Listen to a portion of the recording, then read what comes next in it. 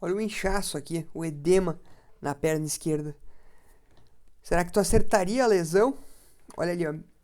Isso aqui foi a evolução do caso. Felizmente, por causa da anatomia, eu consegui jogar alguns dias após e ganhei o, o título. Mas poderia ter acontecido isso aqui se fosse essa lesão que a gente vai falar aqui na aula. A síndrome compartimental, se tivesse isso aqui, teria que ser feito uma fasciotomia, uma liberação do tecido facial, que é esse tecido que engloba o músculo, é como se fosse uma capa do músculo, que ele engloba então o tecido muscular e ele serve, tem diversas funções, como descrito aqui, ele melhora o deslizamento, ele mantém a forma do músculo, evita que o músculo se deforme, mantendo também uma eficiência anatômica maior e diminui o atrito. Então, ele é feita uma analogia até com o calção térmico, que é uma tentativa do homem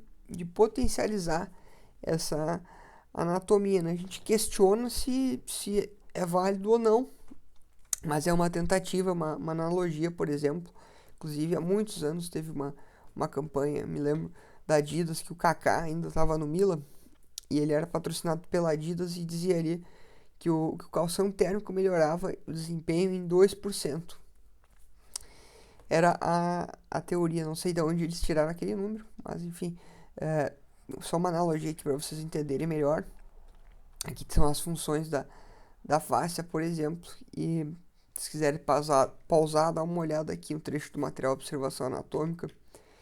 E daí quando tem um problema nessa face, quando aumenta muito a pressão ali dentro, aquelas estruturas que estão ali vão ficar, vão sofrer isquemia, que o vaso, por isso que mais importante disso é que o vaso sanguíneo vai ser ocluído, aí vai faltar sangue para nervo, para músculo, e aí isso aí vai começar a morrer. Então, isso aqui é a síndrome compartimental, e isso que acontece. Olha ali, ó. Aumento da pressão dentro, os próprios músculos e aquela capa, aquele componente fechado, comprimindo essas estruturas aqui, especialmente a artéria que levaria o sangue por meio dos vasa nervorum pro, pro nervo e também os pequenos vasos de músculos. E assim acontece uma lesão. No meu caso ali, eu tive sorte porque eu não tive um trauma nessa parte da perna, que é a parte mais comum de ter isso, que a aula vai ser mais focada nisso, mas pode acontecer em basicamente qualquer lugar que possui uma face que engloba um músculo. Nesse caso aqui é a síndrome compartimental da perna, muito mais comum nesse compartimento anterior aqui. Olha só como ele é pequeno, então ele não tem muito espaço para que ocorra a dilatação ali das estruturas, como no espaço posterior, que foi o que aconteceu comigo. O meu trauma foi aqui, ó.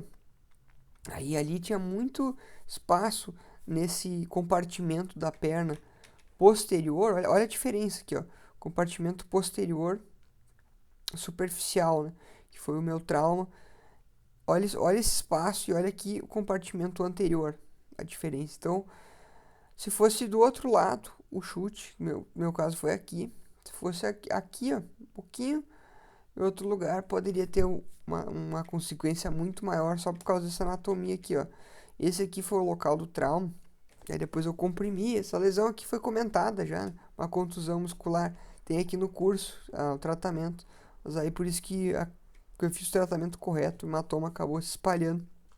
Ainda mais descendo para baixo no espaço, então evitando uma compressão. Mas mesmo assim, eu tava muito com medo que fosse dar uma síndrome compartimental e tava muito tenso isso aqui e o pulso tava um pouco difícil de palpar ali e mesmo assim eu tava com medo. Então imagina se tivesse sido naquela outra anatomia ali.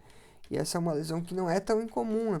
Ela é mais comum em traumas, como aconteceu comigo, fraturas, por exemplo, até mesmo não é muito comum no esporte, mas se tiver uma picada de de algum animal peçonhento ali, tudo isso pode necrosar, causar hemorragia, aumentar a pressão dentro desse compartimento aqui. E o mais comum, então, é a síndrome compartimental da perna, compartimento anterior. Vai causar problema nessas estruturas aqui, que estão demonstradas aqui nesse corte seccional aqui. Vamos ver agora um outro tipo, que isso é um caso agudo, né? Existe a síndrome compartimental aguda na perna e a crônica. A crônica é um pouco diferente. Nesse caso aqui, nesse caso da aguda, é uma isquemia aguda e irreversível. O quadro começa e tem que se resolver aquilo, senão vai ter necrose. É um evento único. Já essa outra aqui, isso aqui é muito curioso, porque tende a acontecer dos dois lados, na maioria das vezes. Acontece uma isquemia transitória. Então, o indivíduo já tem naturalmente uma pressão aumentada ali, que vai estar relacionada principalmente a pessoas que tiveram um crescimento muito grande do músculo e a fáscia não conseguiu acompanhar. Por exemplo, é típico em homens jovens, que inclusive alguns que utilizaram anabolizante, geralmente tem isso, ou o perfil assim do homem que cresceu muito, um esportista, aqui exemplificado, ou militares, ou até mesmo corredores que passam muito tempo fazendo atividades ali que vão causar um aumento da musculatura que vai ser comprimida naquele espaço limitado da face. Isso é a síndrome compartimental crônica, também conhecido como síndrome compartimental exercional da perna. Um fator de risco, inclusive, para isso, descrito, são as próprias hérnias musculares, também descritas aqui comentados aqui no curso. Pode acabar aumentando aquela pressão ali dentro desse compartimento. Geralmente também é no compartimento anterior da perna. Então, o indivíduo ele tem vários episódios, ele começa a fazer atividade, dá um tempo, começa a ter dor, ele fica em repouso, isso aí acaba parando. Muito pouco, muitas pessoas deixam passar esse diagnóstico errado, porque não conhece a condição.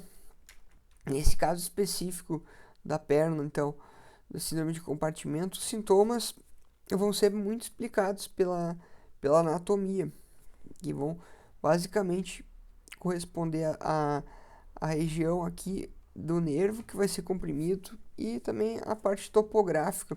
Como a gente vê aqui, são famosos 5 P's de síndrome compartimental, mas existem até em outras línguas os 7 P's, como descrito aqui, e a gente vai ver agora na ordem direitinho. Geralmente começa aqui em cima, e vai descendo de cima ali para baixo. O sintoma mais sensível, então quase todos os casos vão ter, é o edema, inchaço. O problema é que ele é muito pouco específico, várias coisas podem causar um inchaço. Além disso, a dor é demarcada e conforme aumenta a pressão ali, vai progredindo a condição, a dor ela é mais agravada quando tu estica aquele compartimento. Então, quando tu faz uma flexão plantar, tu vai esticar o tibial anterior, aquele compartimento anterior da perna, isso vai causar uma dor ainda maior. Ou se tu aplicar, obviamente, uma pressão naquela área ali. Aí, progredindo, tu vai ter parestesia demarcada no território específico do nervo fibular profundo, a topografia sensitiva dele, que é muito característico aqui, ó, no primeiro espaço interdigital do pé, entre o hálux e o segunda falange, que é onde o nervo fibular profundo ele vai ter área sensitiva. Tirando isso, ele é um nervo motor que inerva a loja anterior da perna, o tibial anterior, o extensor longo do hálux e o extensor longo dos dedos. Então aqui, que vão mexer o pé, né? Esses dois, os dedos do pé ali, e o tibial anterior, que vai fazer a dorsiflexão do pé.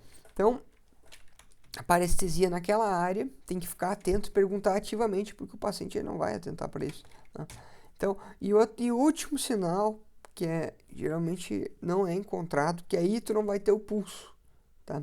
E além disso, não está falado aqui, né? A diminuição da temperatura, que vai estar relacionado também ao pulso, mas a gente não deve esperar isso. Isso a gente tem que evitar, porque quanto mais tempo que vai passando com necrose, já começa a ter lesão irreversível. 2 a 4 horas, por exemplo, já começa a ter necrose daquele tecido, e a partir de 30 minutos já começa a ter lesões ali naquelas estruturas. Então, isso aqui é na perna anterior, mas tu tem que sempre estar atento à anatomia para o lugar que está tendo aquela suspeita de síndrome. Alguns exemplos aqui de outros locais.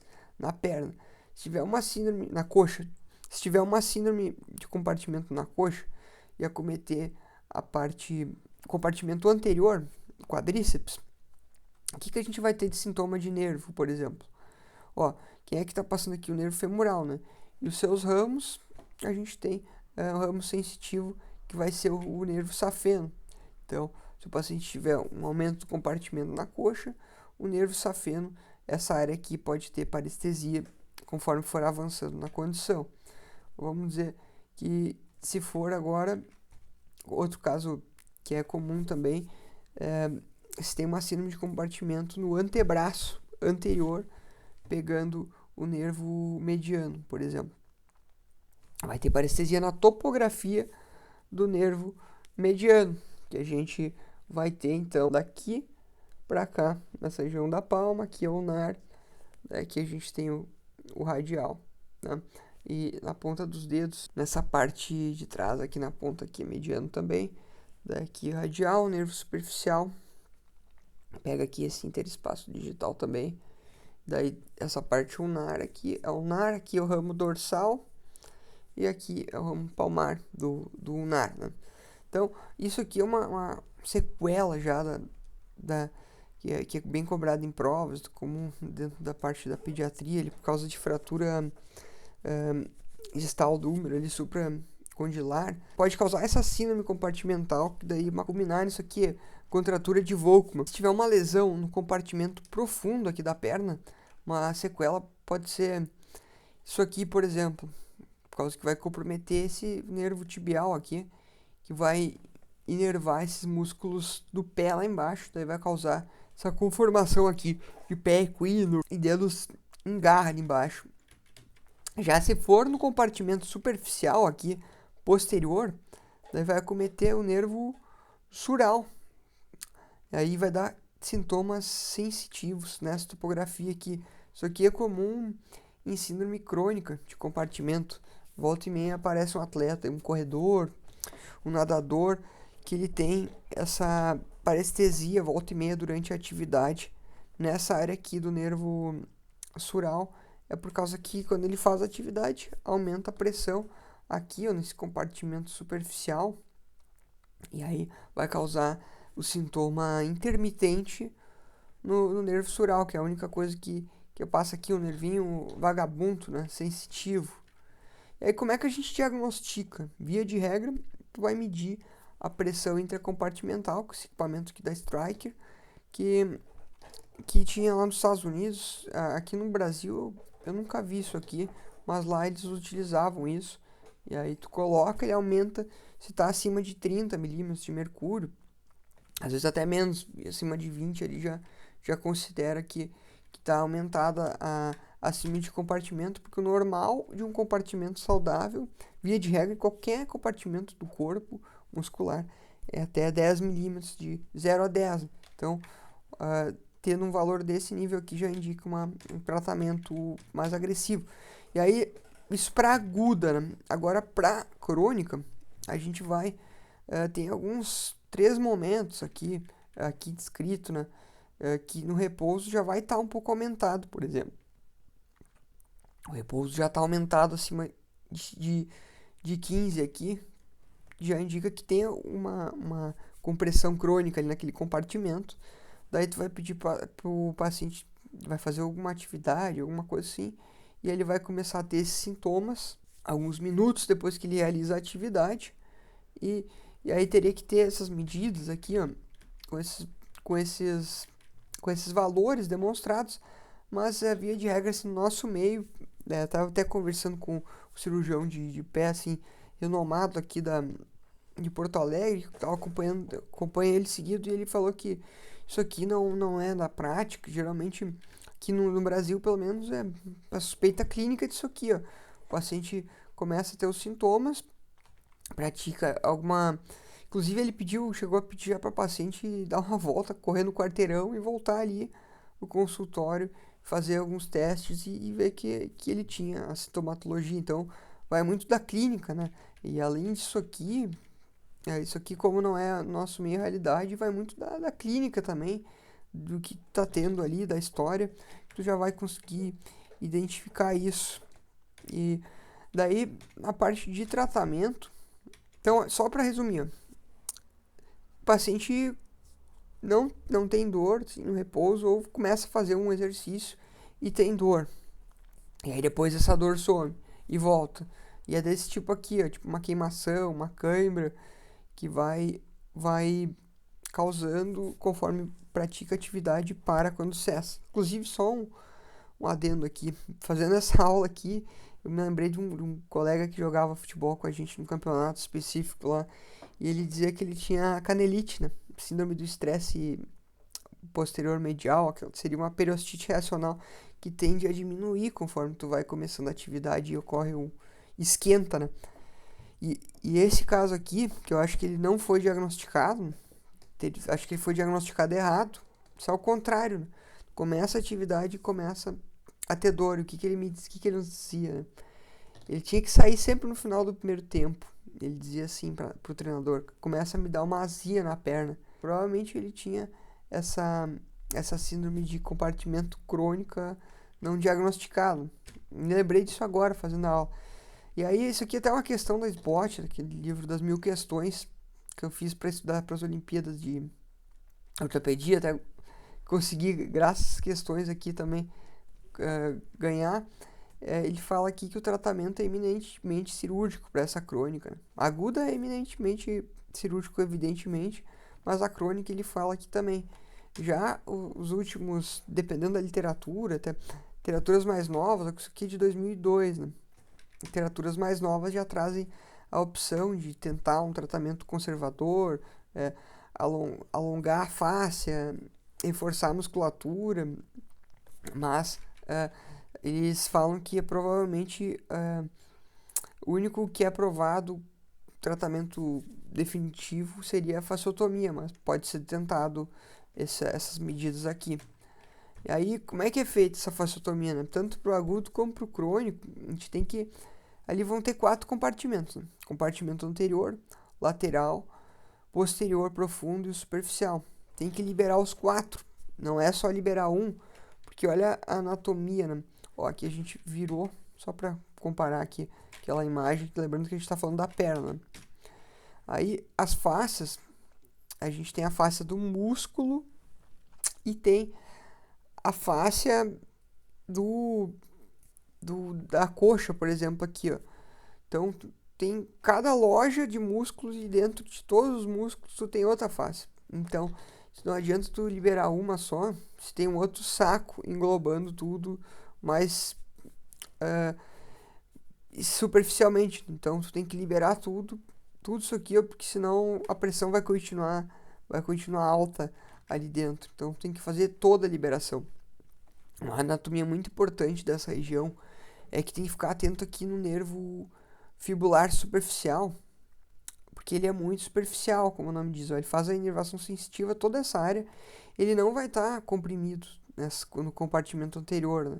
Bem aqui está o profundo, bem escondido e tal, longe de superficial, mas é quem é cometido. Esse aqui, o problema é que a gente pode cortar ele quando está fazendo a liberação aqui. Olha só, ele até quando passa aqui do fibular, ele fica superficial mesmo, tipo, abaixo só da tecido subcutâneo nessa região. Então, esse nervo ele é super importante para a sensibilidade de toda essa área aqui. ele já deu os ramos motores aqui em cima, né, antes de ficar superficial, que ele inerva a loja lateral da perna, os fibulares, que fazem a reversão. Mas aí tem que cuidar, né? Aqui a gente tá vendo ele dissecado, como é que ele é. Mas a semana passada até eu tava numa cirurgia com esse médico que me comentou até da síndrome exercional. E a gente tava operando um tornozelo distal aqui, uma fratura de malelo lateral. E esse nervo, no paciente, um homem, meia idade, ficou da mesma grossura que muitos nervos ciáticos que eu já dissequei. É um nervo super calibroso que estava aqui, bem superficial mesmo, nessa região aqui, um pouco anterior à incisão, correndo junto aqui com um pouco anterior aos fibulares e entre o extensor longo dos dedos. Então tem que cuidar. Só para mostrar ele aqui, a relevância dele, inclusive para fazer bloqueio do pé, dá para fazer facilmente nesse nervo aqui, por causa da localização superficial dele, guiado por ultrassom. E olha a área que isso aqui pega. Todo o pé dorsal. Então, se tiver uma lesão ali, tem que cuidar muito para não ter essa consequência depois. E o prognóstico disso aí é muito bom, tanto para os casos agudos como crônicos. Tem uma taxa boa de recuperação e a grande maioria volta a correr sem sintoma dentro de 3 meses após a cirurgia.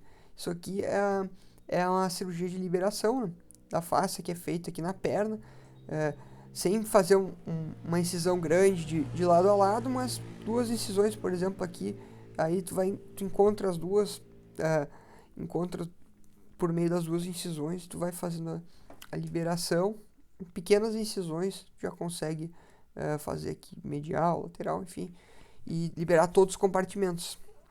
E só antes de finalizar, lembrar que qualquer lugar do corpo pode sofrer com essa situação, desde que ele esteja englobado por uma face. Então, comum, aqueles que eu falei ali das consequências, por exemplo, antebraço, até no braço, pode ocorrer na coxa, além do compartimento lateral da perna, anterior da perna, pode vir no lateral, até eventualmente no posterior, e qualquer lugar mesmo, lá nos Estados Unidos até. O Dr. Lima comentou um caso para mim que é pouco falado aqui, mas que eu até comentei no curso aqui, tá lá no módulo bônus dos Estados Unidos. Síndrome de compartimento glúteo. Isso aí. Ali, nesse compartimento glúteo, até ali pode acontecer também.